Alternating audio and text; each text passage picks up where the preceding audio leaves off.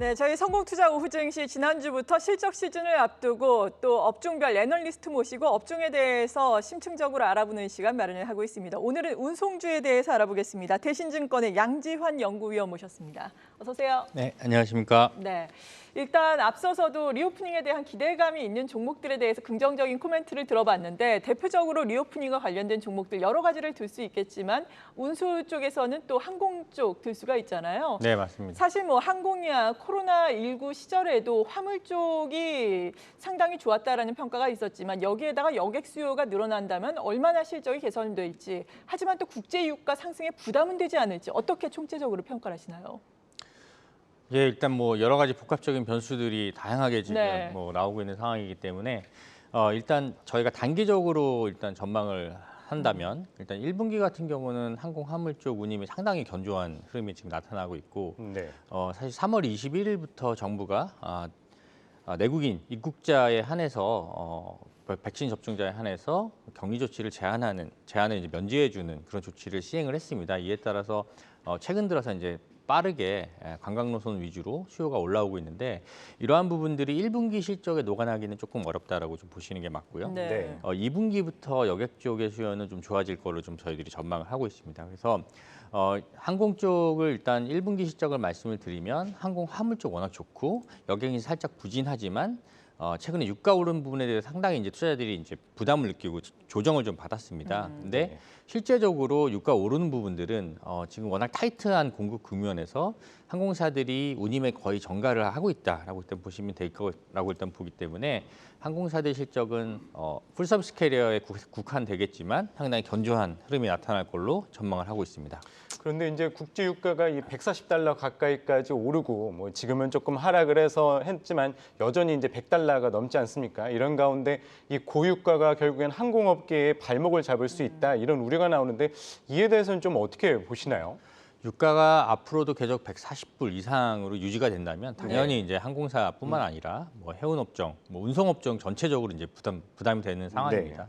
근데 1분기 저희가 이제 대한항공의 급유 단가를 저희가 예상을 해볼 때 한 105불 정도 내외 정도 수준으로 일단 보고 있고요. 네. 대한항공이 일단 기본적으로 한 45일치의 유류를 재고를 이제 축적해 놓고 있는 상황입니다. 그래서 2월 말부터 3월 최근에 이제 유가가 이제 오르는 국면에서는 네. 일단 재고 보유분을 미리 이제 좀 사용하는 그런 전략을 좀 택할 걸로 좀 보고 있고요. 사실 러시아 우크라이나 사태가 어떻게 될지 모르겠지만 앞으로 뭐 4월, 5월 초까지는 어느 정도 이제 전쟁이 어느 정도 정리가 되는 그런 네. 단계로 간다면 유가도 다시 빠질 수 있다 이렇게 좀 보고 있고요.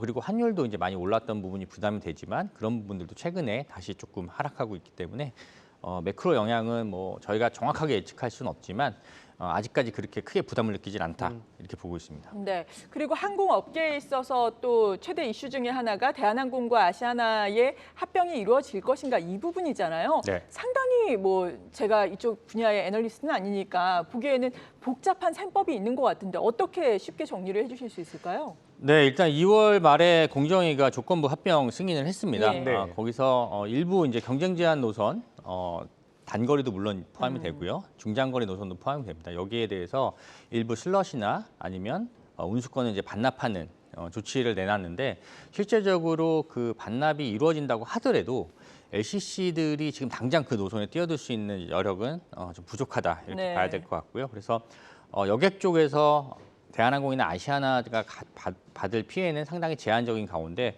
오히려 화물 쪽에서 전혀 이제 제한 조치가 안 나왔거든요. 근데 대한항공과 아시아나의 항공 화물 쪽 마켓 쉐어를 좀 보면 한 65%에서 70% 정도가 됩니다. 그래서 항공 화물 쪽의 어떤 그 경쟁력 강화가 가능하지 않을까 이렇게 보고 있고 그 외에 이제 케이터링이나 아니면 정비 쪽에서 규모의 경제 효과 나올 수 있다 이렇게 보고 있습니다. 네. 그리고 최근에는 또 호반이 한진칼에 뭐 KCGI가 보유하고 있던 지분을 매입했잖아요. 이것이 뭐 결국 아시아나항공 인수의 노림수인가 뭐 이렇게 또 이야기가 나오기도 하던데 이 부분은 투자자의 입장에서는 고려를 하지 않아도 되는 건가요? 어떻습니까? 예, 호반건설이 이번에 KCGI로부터 이제 그 지분을 인수를 했는데 사실 뭐 경영권 분쟁 이런 거를 염두에 둔다기보다는 코로나 국면에서 대한항공이 일단 상당히 네. 재무적인 체력도 좋아졌습니다. 부채 비율도 300% 언더 네.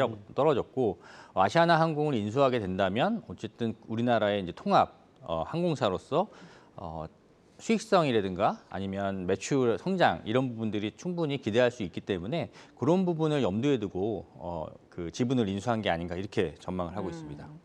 이 저비용 항공사 쪽도 한번 여쭤보고 싶어요. 엊그저께 보니까 이 해외 노선도 재개한다고 발표를 하고 또 다양하게 이제 프로모션을 좀 진행하면서 해외 수요를 좀 회복하기 위해 총력을 나섰는데 이 대형사들이 화물 운송으로 실적 방어에 나선 반면 이제 저비용 항공사들은 이제 여객 수요로 이제 실적을 올려야 되는데 재무 건전성도 여태까지 보면 악화가 됐고 실적도 좋지 않은데 좀 이 부분은 어떻게 보시나요? 아직까지는 조금 이르다 이렇게 보고 있고요. 일단 지금 정부가 내국인 입국자에 대한 격리 조치를 이제 면제해주는 정책을 내놓긴 했지만 네. 우리나라 이외에 이제 다른 국가에서는 여전히 입국자에 대한 격리 조치를 시행하는 국가들이 있거든요. 그래서 저희가 꼼꼼히 좀 따져봐야 된다라고 보시면 될 것 같고요. 주로 지금 수요가 살아나고 있는 것은 하와이, 괌, 사이판, 네. 베트남 아니면 태국 같은 동남아하고 미주 쪽 일부 관광 노선이라고 좀 보시면 될 것 같습니다. LCC들이 가장 많이 매출을 일으키는 노선이 일본하고 중국 노선이 있다고 좀 보시면 될 것 같아요. 네. 근데 여전히 일본하고 중국은 상당히 타이트한 격리 조치를 취하고 있기 때문에 그런 부분들이 오픈이 될 때 네. 그때 이제 LCC들이 좀 수혜를 받을 수 있다 이렇게 보시는 게 맞고요.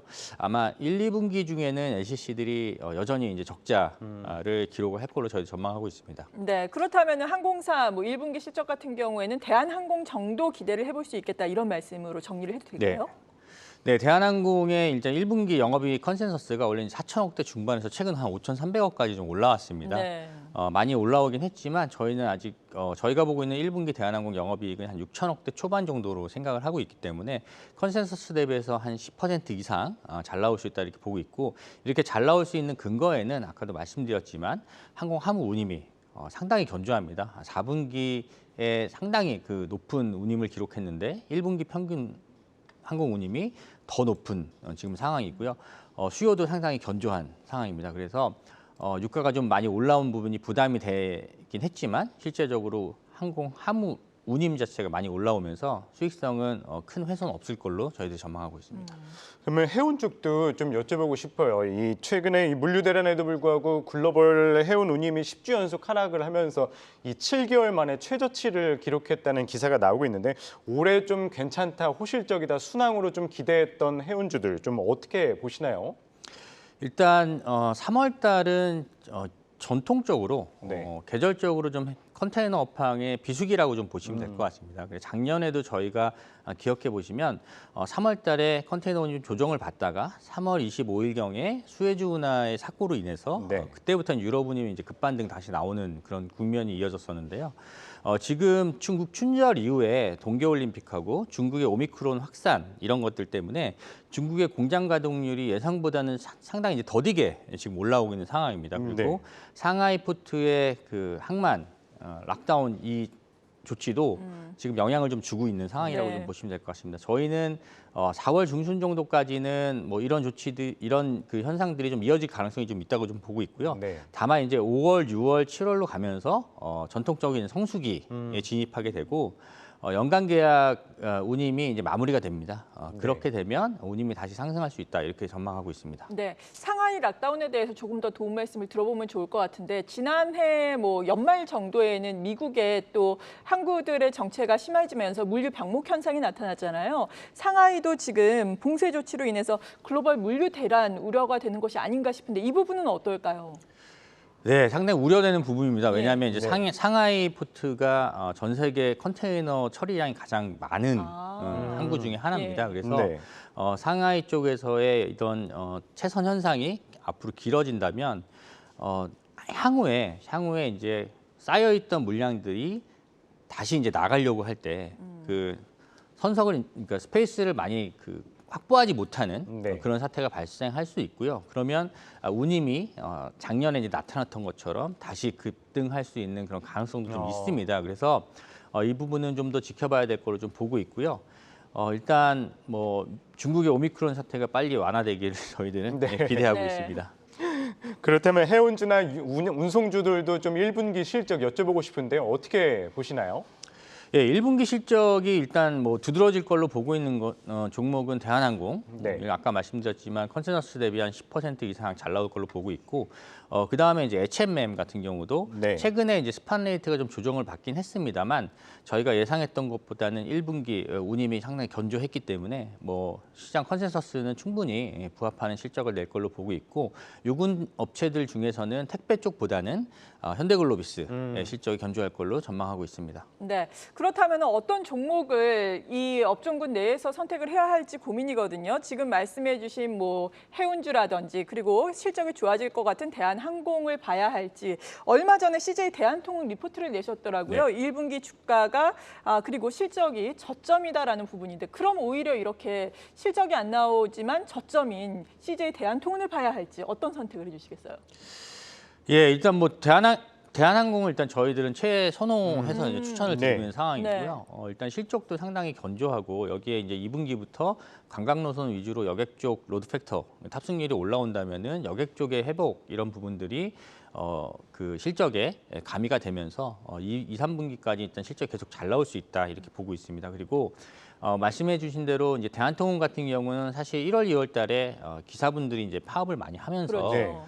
MS가 많이 떨어졌을 것으로 저희들이 추정을 하고 있고, 택배 처리량 자체도 전년 동기 대비해서는 좀 감소했을 걸로 좀 보고 있습니다. 그래서 1분기 실적 때 이런 부분들을 확인하고 그리고 나서 좀 비중을 확대하는 전략이 낫지 않나 이렇게 좀 보고 있는 상황입니다. 네. 네, 대한항공과 CJ 대한통운 말씀 주셨습니다. 지금까지 양지환 대신증권 연구위원이었습니다. 오늘 말씀 고맙습니다. 네, 고맙습니다. 감사합니다.